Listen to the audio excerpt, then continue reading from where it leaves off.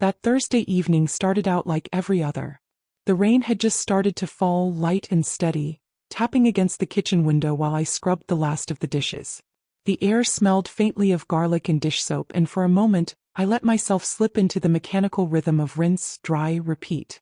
Logan had barely said a word during dinner. That wasn't unusual lately. 14 going on 40, I'd joked once, though lately it didn't feel like a joke. He'd become distant, quieter. The kind of quiet that isn't just teenage sulking but something heavier. The kind of silence that makes a mother's skin itch. But I didn't push. I'd learned over the years that forcing words out of Logan was like trying to pry open a locked door with bare hands. You had to wait until he turned the key himself. After dinner, he'd vanished upstairs like he always did. I didn't follow. Instead, I stayed in the kitchen longer than I needed to, wiping down already clean counters, checking the stovetop twice. Anything to keep moving. That's when I noticed it. The silence. Not the peaceful end-of-day quiet that settles over a home like a warm blanket. This silence was sharp. Heavy. Like it had teeth. It made the air feel thick, like something was about to snap, and I just didn't know what. I turned off the sink, dried my hands, and headed toward the living room. I expected to find the house empty of noise and people as usual. Maybe the TV playing quietly. Maybe the hallway light left on upstairs. But when I entered the room, Logan was already there. Sitting on the edge of the couch, perfectly still. No phone. No TV remote. Just staring. The lights were low, just the soft amber glow of a single lamp in the corner casting shadows across the walls. He didn't turn his head when I stepped in. Just lifted his eyes to mine. I stopped in my tracks. Something about his expression froze me in place. There was no anger. No sadness. Just this blank, eerie stillness. Like he'd been sitting there for hours, waiting. "Hey," I said carefully, my voice catching just slightly in my throat. "Everything okay?" He didn't answer. Just patted the cushion next to him. A chill ran down my arms. I walked over and sat not too close but close enough to feel the temperature shift in the space between us. He was so quiet. So still. For a second I could hear only the hum of the refrigerator in the other room. His hands were folded tightly in his lap. His knuckles pale. I studied him for a moment. The way his shoulders were hunched slightly forward, how his eyes kept flicking toward the floor. This wasn't sulking. This wasn't teen angst. This was something else. "Logan," I said softly. "You're starting to scare me." He blinked. Swallowed. Then turned his head and looked at me full on. And that's when I saw it. Fear. Not the kind of fear you get from a bad dream or a scary movie. The kind of fear that lives in your gut. The kind that comes when you've done something you can't take back. His mouth opened, then closed again. I reached for his hand without thinking. He didn't pull away, but he didn't squeeze back either. "I need to tell you something," he whispered.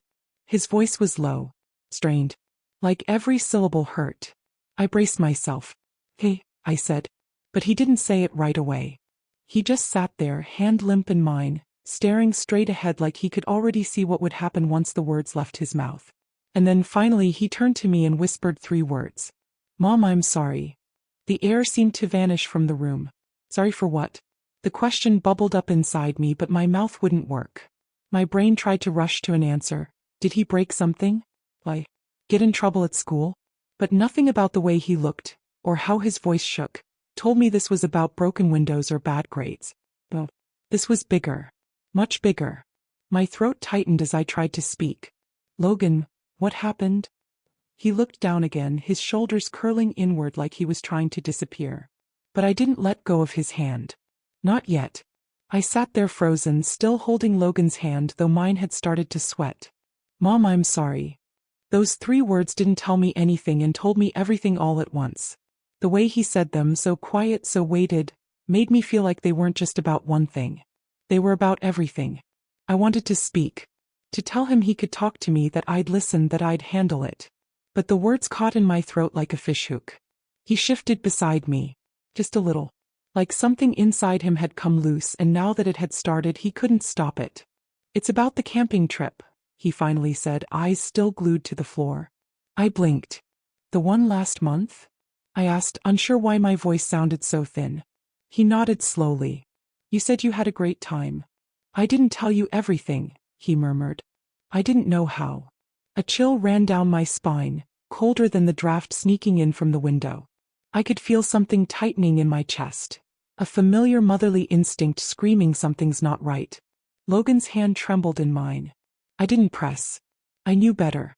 He inhaled shakily and looked up, finally meeting my eyes. "It's Avery," he said. The name hit me like a slap I didn't see coming. Avery was Charlie's older sister.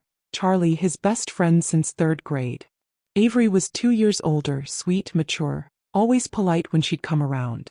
I had baked cupcakes with that girl in our kitchen. She'd called me Mrs. R, with that warm smile like I was family. "What about her?" I asked slowly. Logan's lips parted, but no sound came out. He blinked hard, looked away again, and whispered, "She kissed me." My stomach dropped. For a moment I didn't breathe. Couldn't. He wasn't looking at me anymore. His eyes were fixed on the floor, ashamed, like the words themselves had stained the air. "It wasn't just a joke or a dare," he added.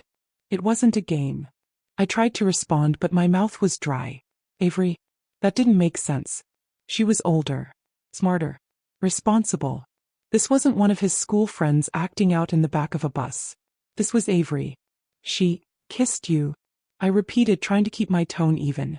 "And you're sure it wasn't?" "I didn't stop it," he said, voice breaking. "I let her. And it felt real. And that scared me more than anything." The room spun just slightly. I wanted to say 1,000 things at once. That it wasn't his fault. That he was young. That Avery should have known better. That maybe he was confused. But none of those words would come out right. So instead I asked the question I was afraid to hear the answer to.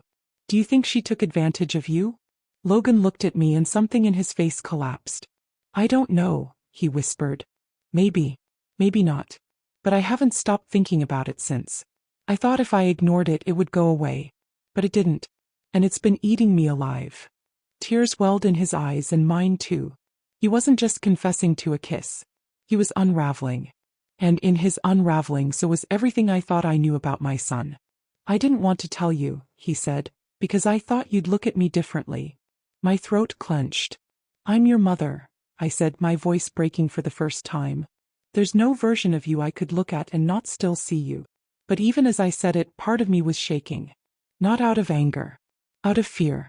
Because what he was telling me was more than a mistake. It was confusion, power imbalance, consent, identity. Words I didn't want to attach to my 14-year-old son, but now couldn't avoid. "I feel like I messed everything up," he whispered. "Like I ruined something. Like now I'm someone else." I pulled him into my arms before he could finish the thought.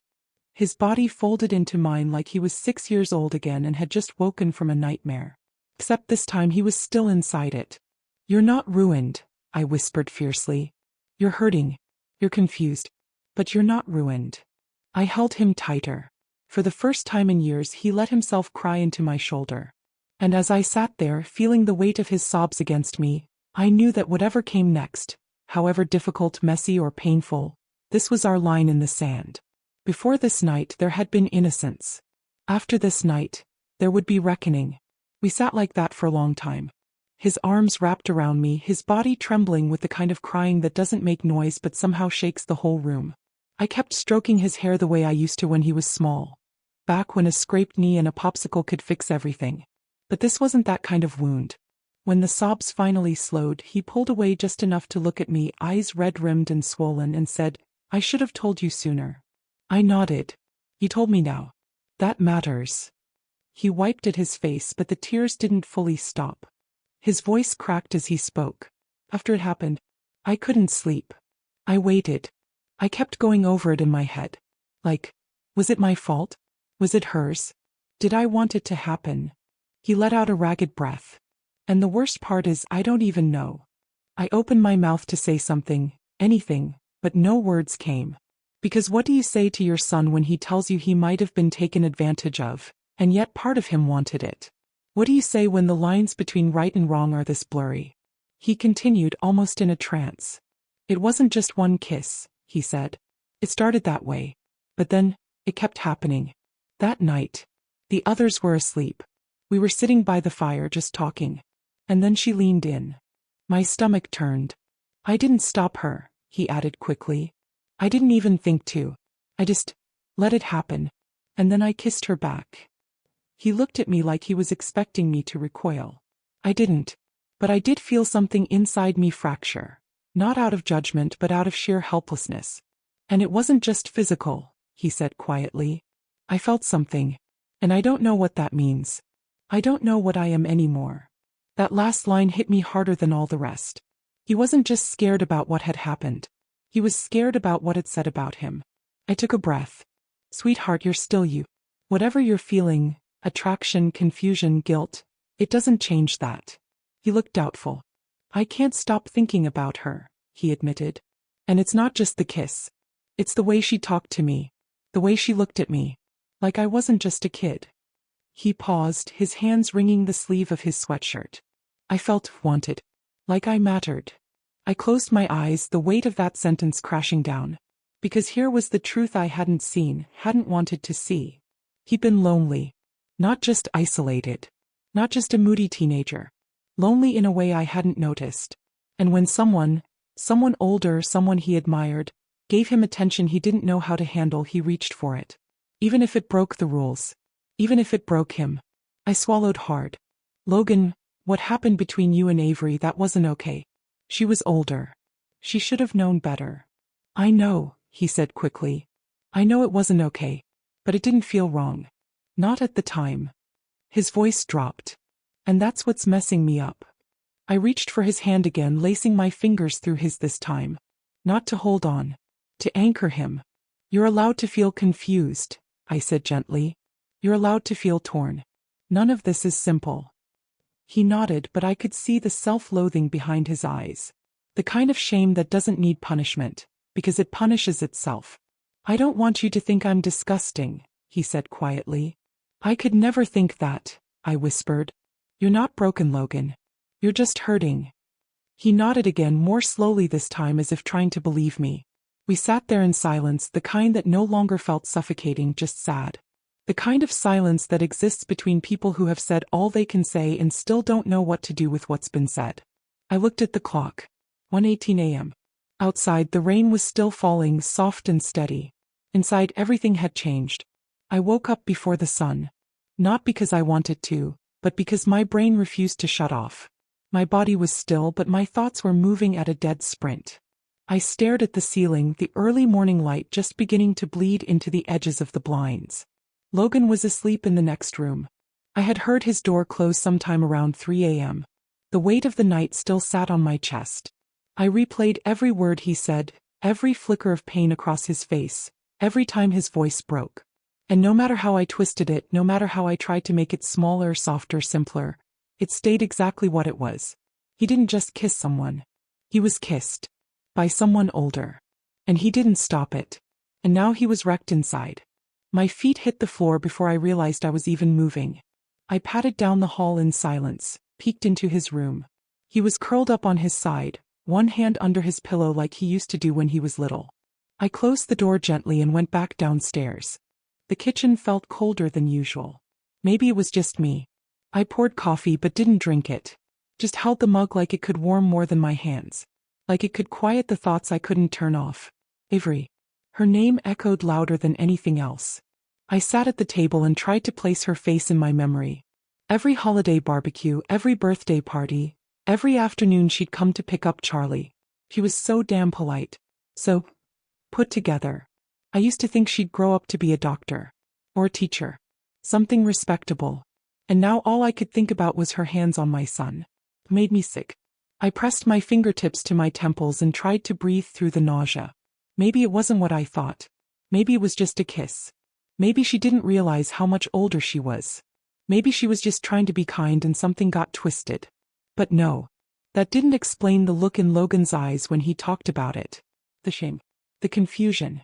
The desperate need to unload a secret he hadn't asked to carry. That didn't come from one kiss. That came from something deeper. Something ongoing. And the longer I sat there, the more one thought started to rise above the rest. What if this hadn't been the first time Avery blurred a line? I didn't want to think it. But once the seed was planted, it rooted fast. What if Charlie didn't know? What if his parents didn't either? What if Logan wasn't the only one? I stood up quickly, my coffee untouched, heart pounding in my chest like a warning drum. And then I did what I promised myself I wouldn't do. I pulled out my phone. Avery's Instagram profile popped up first, still public. Still smiling. Still posting photos from that very same camping trip. There she was, in a red hoodie, laughing by the campfire. One photo showed her sitting beside Logan. His expression blank, hers blurry mid-laugh. Nothing scandalous. Nothing incriminating. But now that I knew, or at least suspected, the truth, I saw the entire photo differently. I saw the proximity. I saw her hand on his shoulder. I saw how small he looked next to her. And I felt my stomach drop. Because I hadn't protected him. Not from her. Not from what came next. Later that morning, I sat across from Logan at the kitchen table. He looked pale, tired, like someone who'd run a marathon in his sleep. I didn't push. Just slid him a plate of toast and let him eat in silence. After a few minutes, I said it gently. I've been thinking about what you told me. He nodded, eyes down. I need to ask. Was there anything else? Something you didn't say last night? He hesitated. Not long. But enough. She texted me, he admitted. After. When? A few days later. Said it was our secret. Said she didn't want to confuse things. Said I was special. He looked up, and the flicker of shame in his eyes made my blood run cold. I reached across the table, took his hand. Logan, I said, voice calm but firm. This isn't your fault. He opened his mouth to argue, but I squeezed his hand before he could. It's not. You're young. She's older. That matters. That's the part that matters most. His lip trembled. But I didn't stop her. I swallowed hard. I know. And that doesn't make it your fault. It just makes you human. And scared. And confused. He nodded slowly. Then he asked the question I hadn't prepared for. Are you going to tell her parents? The room froze. I hadn't decided. Not really. But I knew this much. Doing nothing was no longer an option. I don't know yet, I answered honestly. But I do know I'm not letting you carry this alone anymore. And as I said it, I realized I'd already made my choice. It took me until late afternoon to actually pick up the phone. Not because I didn't know what I wanted to say, but because I was terrified of how they'd respond. You think you know people. You share potlucks and lawn chairs, cheer for each other's kids at soccer games, post hearts under their family Christmas photos. You think they'll understand. They'll want to know. But deep down I wasn't sure. I stared at the number for a long time. Claire Wallace. Avery's mom. My friend. We'd traded lasagna recipes and book recommendations. She'd once brought me soup when I had the flu. She called Logan her honorary son. And now I was about to tell her that her daughter had crossed a line with mine. I called. It rang twice before she answered, her voice bright as always. Hey Becca. Everything okay? I almost hung up. But instead I closed my eyes, took a breath, and said the words I had practiced 10 times in my head. No, not really. I need to talk to you about something important. About Avery. And Logan. There was a pause. Not long but sharp. Okay, she said slowly. What's going on? I told her the basics. Not every tear, not every detail, not every word my son had sobbed into my shoulder at 2 a.m. Just enough to make it clear. Something happened. It wasn't innocent. And Logan was not okay. I expected shock. What I got was silence. And then, the worst kind of denial. Are you sure he's not confused? She asked, her voice suddenly flat. I mean, it was just a kiss, right? Teenagers explore. Maybe he misunderstood. I clenched my jaw. Claire, he didn't misunderstand. He's 14. She's 17. She initiated it. And she told him to keep it a secret.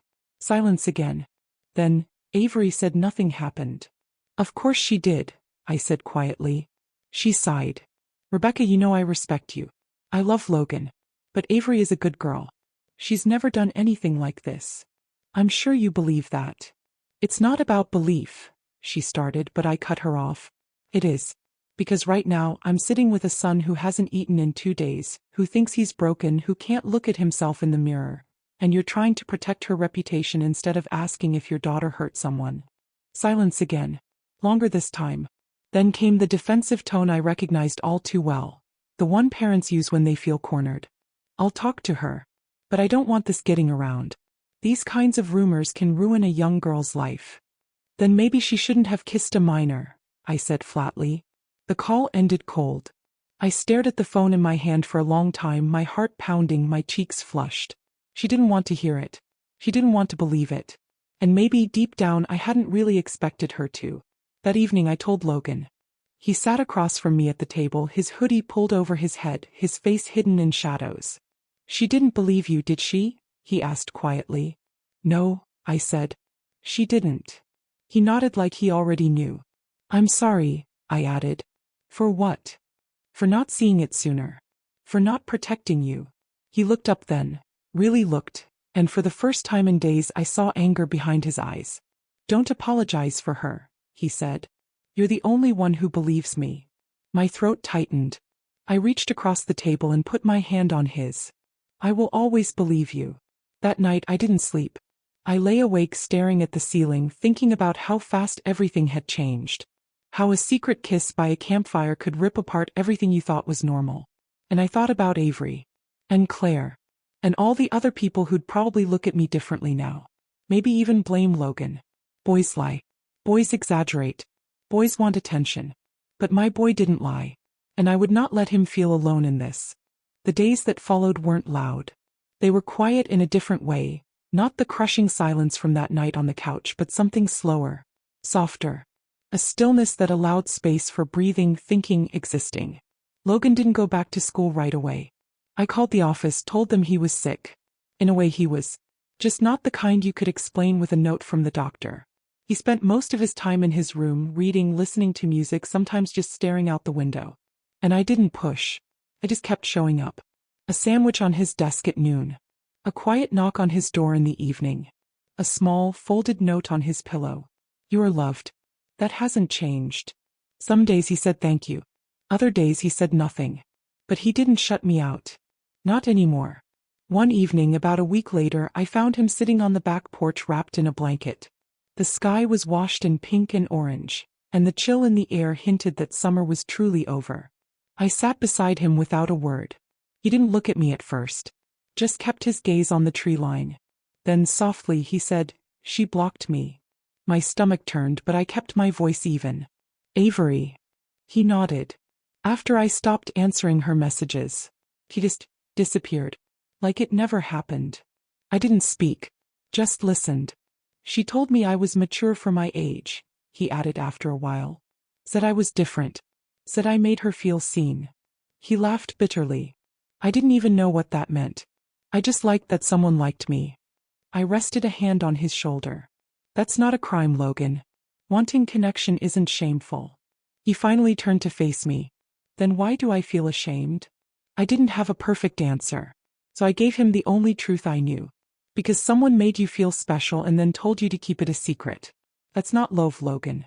That's manipulation. He blinked hard, and I saw the weight of my words settle into him like gravel in his chest. "I don't know who I am anymore," he whispered. "I feel changed." "You are," I said gently. "We both are. But that doesn't mean you're broken. It means you survived something that tried to twist your sense of self. And now you get to decide who you want to be, not anyone else." We sat in silence for a while after that. But it wasn't empty. It was necessary. That weekend I took him to the coast. Just the two of us. No school, no phones, no polite small talk with neighbors who now looked at me differently. We walked barefoot through cold sand. The wind stung our faces, but the ocean's roar was cleansing. Powerful. Logan didn't talk much. But his shoulders seemed lighter. He even smiled once. Weeks turned to months. Things didn't go back to the way they were. And maybe that was a good thing. He started therapy. Not because I made him, but because he asked. He also started drawing again, something he hadn't done since middle school. One night, I peeked into his room and saw a sketch taped to his wall. A tree cracked in half but still standing, still rooted. He caught me looking. "It's not about her," he said quickly. "I know," I said. "It's about you." He nodded. Claire never called again. Word must have spread. Small towns are like that. A few neighbors gave me tight smiles. A few looked away altogether. But I didn't care anymore. Because the only person I needed to look in the eye every day was my son. And he was still standing. He was still healing. We both were. One night in early spring, Logan came into the kitchen while I was rinsing dishes and said, "I want to talk to you." I dried my hands and turned to face him. "I don't know what kind of person I'll grow up to be," he said. "But I know I don't want that moment to define me." "It won't," I told him. "Not unless you let it." He nodded, then stepped forward and hugged me, not in the collapsed, broken way he had that first night. This hug was stronger, steadier. "Thanks for staying," he whispered. "Always I wanted to say, but I didn't have to." He already knew.